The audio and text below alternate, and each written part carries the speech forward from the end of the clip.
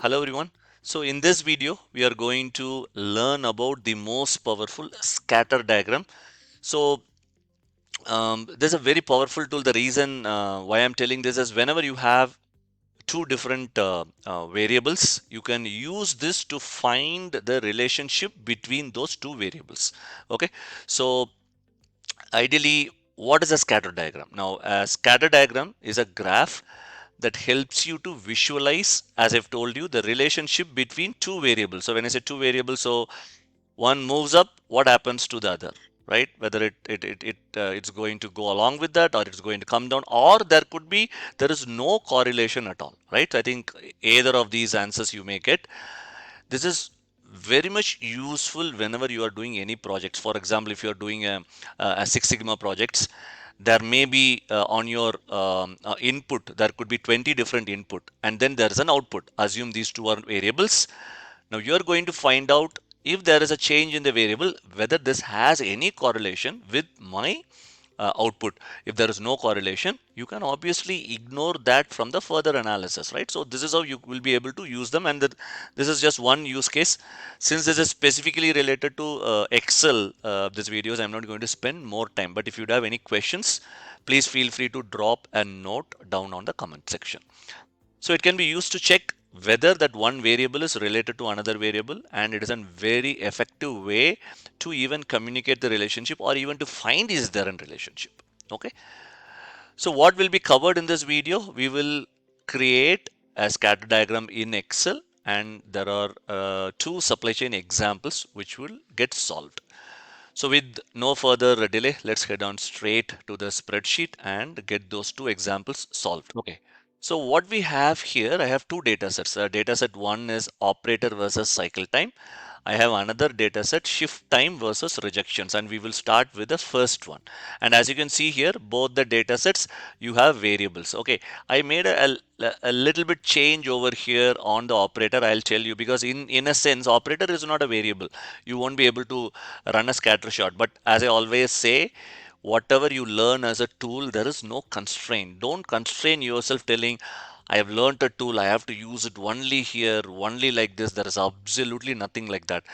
The tools what you get, it is up to you to decide where to use, how to use. End of the day, if you are getting a good result and you are able to take the right business decision, that is all it is important. Okay, so let's start with shift time versus rejections.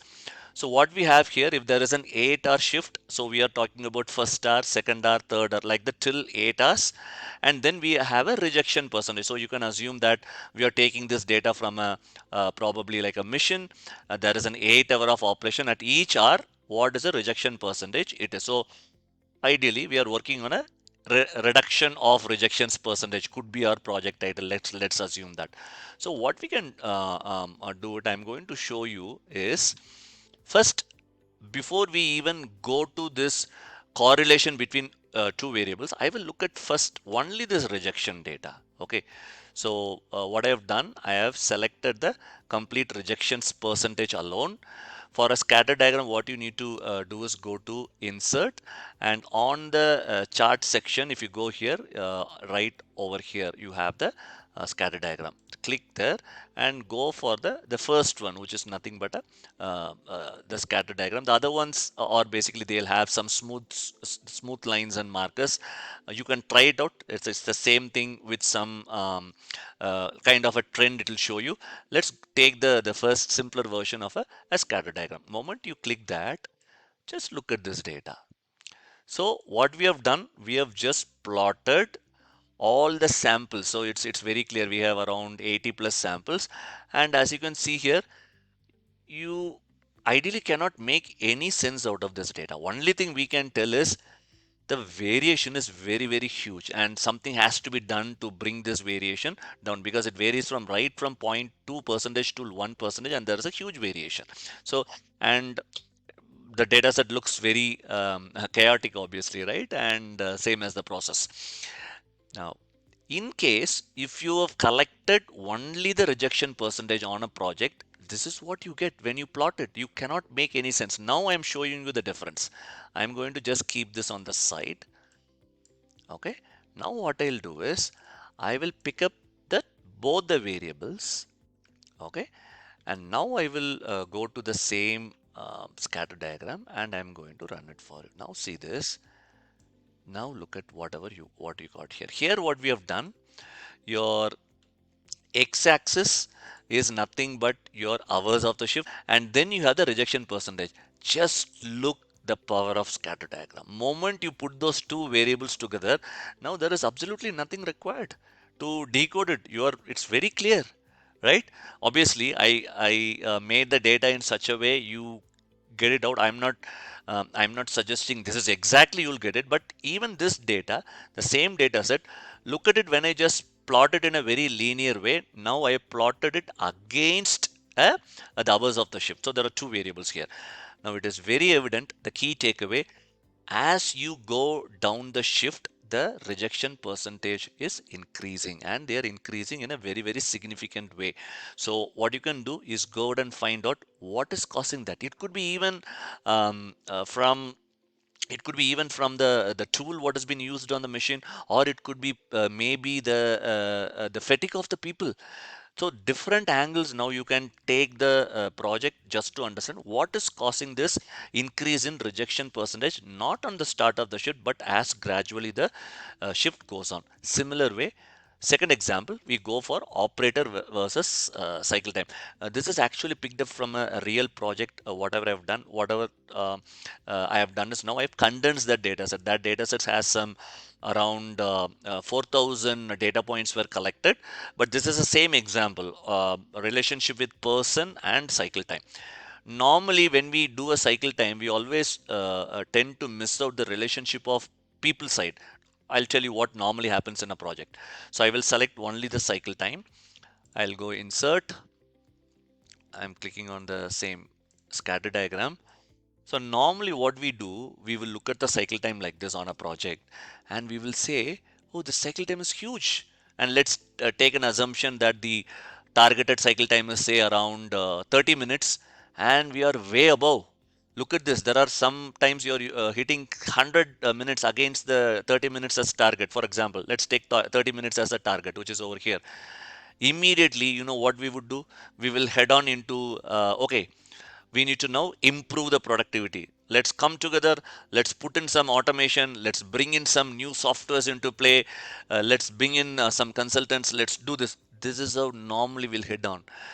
It is absolutely land up onto a probably a wasteful activity, because end of the day, if you are looking at a data like this and proceeding forward, there is a very high risk of getting onto a failure. I will demonstrate now to you. Moment I add the operator angle into it, just the same project, how it could potentially change. Just look at it. I'm just keeping it on the side. Now I am going to select the operator and the cycle time and go to insert and the scatter diagram. Now see here. Now moment I do this, now as you can see here, things have completely changed. Previously, it was like a kind of scatter, looks like a there is a lot of process inefficiency. We are always been focused on process here. It needs automation. We have not done this right. Moment you come to this side, now to make it clear, I'm going to just format this axis, and I will make the major axis to 1. Okay, so that it will be clear for you. Okay, now see here. So here I made a small trick. Normally, if you put the operators by name, for example, Mr. XYZ and something like that, you won't be able to run a scatter diagram. So what I have done, again, you can take this as a tip. I want to have a scatter diagram. So I have made the operators into numbers, operator 1, operator 2, and obviously that operators will have a name. But just to use the scatter diagram, I just converted the data set. And you can do that. As I've told you, don't get constrained by any of these tools. Be flexible in terms of use these tools to the way you want and get the best out of it. Now coming back to this project, just look at this. Operator 1, operator 2, operator 3. Now the data is very clearly telling the problem is operator 3 is already in the same setup. He is executing the process at around a 20-minute mark, whereas your target is only 30. But operator 2 is a little bit away from target. But see the operator 1. He is the one who is operating at 60 minutes to 100 minutes. Now, moment you put this diagram, now look at this. The process issue has now become a people issue. Now see the transformation. I'm telling you, in reality, this is the power of data and this is the power of scatter diagram. Previously, we were chasing process automation. Do you need? Because the infrastructure, what you have already put in place, it is good enough because the operator number three, it's already executing at an average of around 20 minutes. So all we need to do is go and find out what is working real well with operator number three, go back and find out with operator number one what is lacking. Ideally, we may end up going ahead and supporting operator number one and two to get things done in terms of what support they need, the machines, or in fact it could be a training. All these will happen. Key takeaway: just by doing this scatter diagram, we have avoided unwanted investments on automation and things like that just by bringing in one another variable. So with that summary, this is the power of scatter diagram and this is the power of data. Please take this. These are very small examples. Now you go back and look at what kind of variables you can bring in without doing a linear analysis.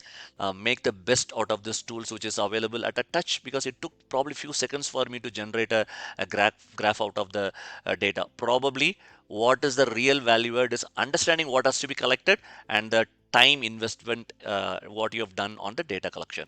So that's it from this video. Thank you so much for watching, and I will see you on the next video. Thank you so much.